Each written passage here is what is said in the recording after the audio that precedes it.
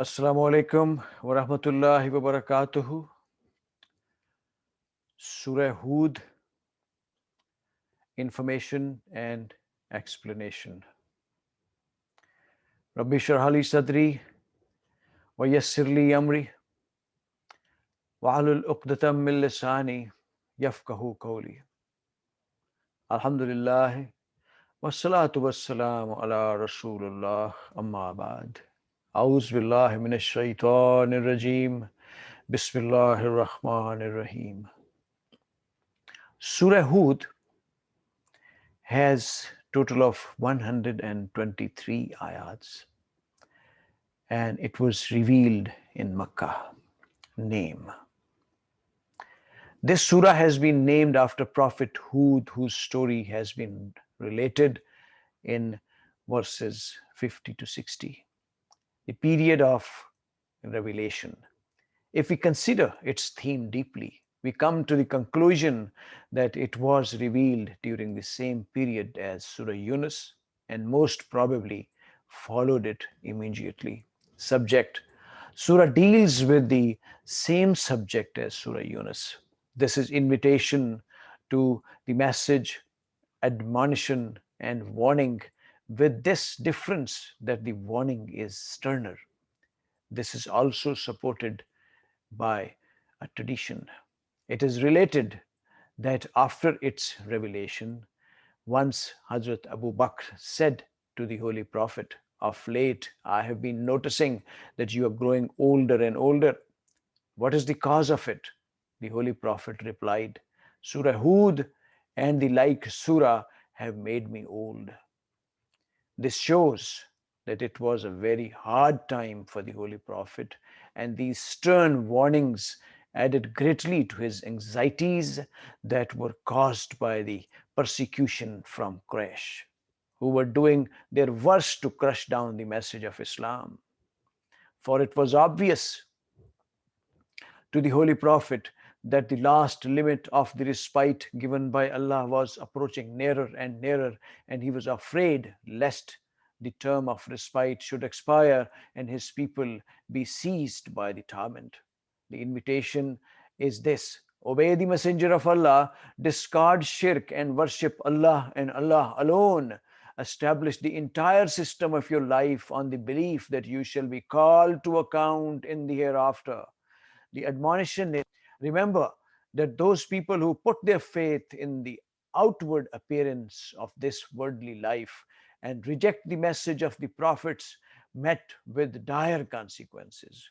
Therefore, you should consider it seriously whether you should follow the same way that history has proved to be the path to ruin.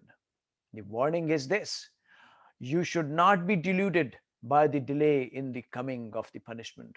It is because of the respite that Allah has granted you by His grace, so that you might mend your ways.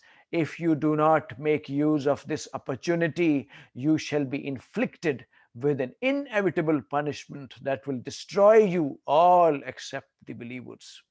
Instead of addressing the people directly, the Quran has used the stories of the people of Noah, the Hud, Saleh, Lut, Shuaib, and Moses to achieve the above mentioned objects. What is most prominent in their stories is that when Allah passes His judgment on the people, He does not spare anyone whosoever, even if he be the nearest relative of the prophet of the time, only that one is rescued who had believed in the prophet and none else, not even his own son or wife. More than that, the faith demands from each and every believer that he should totally forget his relationships when they when that judgment comes, and remember only the relationship of the faith. For it is against the spirit of Islam to show any regard whatsoever for the relationships of blood and race, and the Muslims demonstrated these teachings practically in the Battle of Badr 4 years after the revelation of the surah. Ladies and gentlemen, now the translation of Surah Hud. Information explanation ان اردو. سورہ ہود کی total 123 آیات ہیں اور یہ سورہ مکہ مکرمہ میں نازل ہوئی.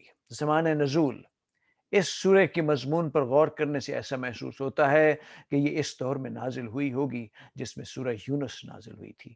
بعید نہیں کہ یہ اس کے ساتھ متصلاً ہی نازل ہوئی ہو، کیونکہ موضوع تقریر وہی ہے، مگر تنبیہ کا انداز اس سے زیادہ سخت ہے. حدیث میں آتا ہے کہ حضرت ابو بکر رضی اللہ تعالیٰ عنہ نے نبی صلی اللہ علیہ وسلم سے عرض کیا، میں دیکھتا ہوں کہ آپ بوڑھے ہوتے جا رہے ہیں، اس کی کیا وجہ ہے؟ جواب میں آیا، حضور نے فرمایا، مجھ کو سورہ ہود اور اس کی ہم مضمون صورتوں نے بوڑھا کر دیا ہے. اور اس سے اندازہ ہوتا ہے کہ نبی صلی اللہ علیہ وسلم کے لیے وہ زمانہ کیسا سخت ہوگا، جبکہ ایک طرف کفار قریش اپنے تمام ہتھیاروں سے اس دعوت حق کو کچل دینے کی کوشش کر رہے تھے، اور دوسری طرف اللہ تعالیٰ کی طرف سے پے در پے تنبیہات نازل ہو رہی تھیں. ان حالات میں آپ کو ہر وقت یہ اندیشہ گھلائے دیتا ہوگا کہ کہیں اللہ کی دی ہوئی مہلت ختم نہ ہو جائے اور وہ آخری ساتھ نہ آ جائے جبکہ اللہ تعالیٰ کسی قوم کو عذاب میں پکڑ لینے کا فیصلہ فرما دیتا ہے. فی الواقع اس سورہ کو پڑھتے ہوئے ایسا محسوس ہوتا ہے کہ جیسے ایک سیلاب کا بند ٹوٹنے کو ہے، اور اس غافل آبادی کا جو اس سیلاب کی زد میں آنے والی ہے آخری تنبیہ کی جا رہی ہے. موضوع اور مباحث: موضوع تقریر جیسا کہ ابھی بیان کیا جا چکا ہے وہی ہے جو سورہ یونس کا تھا، یعنی دعوت، فہمائش، تنبیہ. لیکن فرق یہ ہے کہ سورہ یونس کی بنسبت یہاں دعوت مختصر ہے، فہمائش میں استدلال کم اور واضح و نصیحت زیادہ ہے، اور تنبیہ مفصل اور پرزور ہے. دعوت یہ ہے کہ پیغمبر کی بات مانو، شرک سے باز آ جاؤ، سب کی بندگی چھوڑ کر اللہ کے بندے بنو، اور اپنی دنیاوی زندگی کا سارا نظام آخرت کی جواب دہی کے احساس پر قائم کرو. فہمائش یہ ہے کہ حیات دنیا کی ظاہری پہلو پر اعتماد کر کے جن قوموں نے اللہ کے رسولوں کی دعوت کو ٹھکرایا ہے وہ اس سے پہلے نہایت برا انجام دیکھ چکی ہیں. اب کیا ضرور ہے کہ تم بھی اسی راہ پر چلو جسے تاریخ کے مسلسل تجربات قطعی طور پر تباہی کی راہ ثابت کر چکے ہیں. تنبیہ یہ ہے کہ عذاب کے آنے میں جو تاخیر ہو رہی ہے یہ دراصل ایک مہلت ہے جو اللہ اپنے فضل سے تمہیں عطا کر رہا ہے، اور اس مہلت کے اندر اگر تم نہ سنبھلے تو وہ عذاب آئے گا جو کسی کے ٹالے نہ ٹل سکے گا، اور اہل ایمان کی مٹھی بھر جماعت کو چھوڑ کر تمہاری ساری قوم کو صفا ہستی سے مٹا دے گا. اس مضمون کو ادا کرنے کے لیے براہ راست خطاب کی بنسبت قوم نود، حاد، سمود، قوم لوط، اصحاب مدین اور قوم فرعون کے قصوں سے زیادہ کام لیا گیا ہے. ان قصوں میں خاص طور پر جو بات نمایاں کی گئی ہے وہ یہ ہے کہ خدا جب فیصلہ چکانے پر آتا ہے تو پھر بالکل بے لاگ طریقے سے چکاتا ہے، اور اس میں کسی کے ساتھ ذرہ برابر رعایت نہیں ہوتی. اس وقت یہ نہیں دیکھا جاتا کہ کون کس کا بیٹا ہے اور کس کا عزیز ہے. رحمت صرف اس کے حصے میں آتی ہے جو راہ راست پر آ گیا ہو، ورنہ خدا کے غضب سے نہ کسی پیغمبر کا بیٹا بچتا ہے اور نہ کسی پیغمبر کی بیوی. یہی نہیں کہ جب ایمان و کفر کا دو ٹوک فیصلہ ہو رہا ہو تو دین کی فطرت یہ چاہتی ہے کہ خود مومن بھی باپ اور بیٹے اور شوہر اور بیوی کے رشتوں کو بھول جائے اور خدا کی شمشیر عدل کی طرح بالکل بے لاگ ہو کر ایک رشتہ حق کے سوا اور دوسرے رشتے کو کاٹ پھینکے. ایسے موقع پر خون اور نسب کے رشتہ داریوں کا ذرہ برابر لحاظ کر جانا اسلام کی روح کے خلاف ہے. یہی وہ تعلیم تھی جس کا پورا مظاہرہ 3-4 سال بعد مکہ کے مہاجر مسلمانوں نے جنگ بدر میں کر کے دکھایا. خواتین و حضرات، یہاں پہ سورہ ہود کے دونوں سیشن ختم ہوتے ہیں.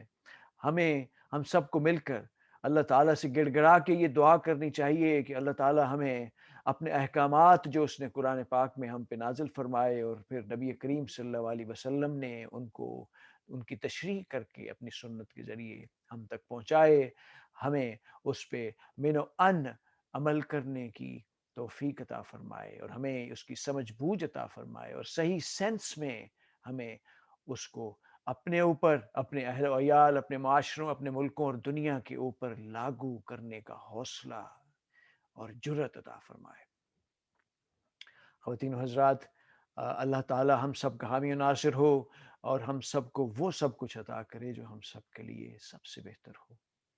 اپنا اپنے اہل و عیال، اپنے معاشروں، اپنے ماحول کا خیال رکھیے گا. انشاءاللہ اگلی نشست تک اللہ حافظ.